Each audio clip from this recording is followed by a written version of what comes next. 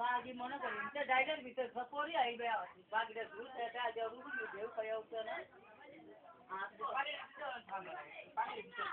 বড় ইয়ার পেট লাগাই পেট লাগাই তো ঠিক না দেখি